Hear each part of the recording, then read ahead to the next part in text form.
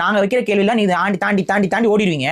இவங்க கேட்கிற கேள்வி அத்தனைக்கு நான் பதில் கொடுத்துட்டு தான் வந்திருக்கேன். ஆனா நான் கேட்ட ஒரு கேள்விக்கு கூட எனக்கு பதில் கொடுக்கல. திருமுருகாற்றுப்படையிலையும் பரிபாடல்லையும் இருவேறு கருத்துக்கள் இருக்கேன்னு சொன்னேன். இந்த இடத்துல அவர் என்கிட்ட என்ன கேட்டா, இருவேறு கருத்துக்கள்னா என்னன்னு கேட்டார். இதை நான் அந்த டிபேட்ல சொல்லல.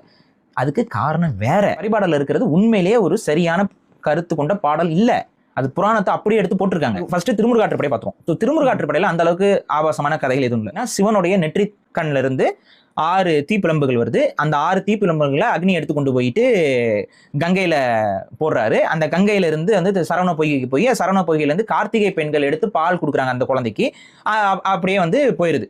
சிவனுடைய நெற்றிக்கண்ணில இருந்து மட்டும்தான் முருகன் வர்றாரு. இதுல வந்து பார்வதி இதெல்லாம் எதுவுமே வரல. சரியா? பரிபாடல் இருக்கக்கூடிய அந்த கதை என்பது ஏன் இந்த பாட்டை நான் தவிர்த்தேங்கிறதுக்கான காரணத்தை புரிஞ்சுக்கோங்க. ஒரு மாதிரி வந்து மக்களுடைய மனதை புண்படுத்தக்கூடாதுங்கிறதுக்காக இந்த கதையை நாங்க சொல்லல. சொன்னா அது சரியா வராது அப்படிங்கிறதுக்காக நான் சொல்லல. இது முழுக்க முழுக்க பரிபாடல்ல இருக்கக்கூடிய கதை. சிவனும் பார்வதியும்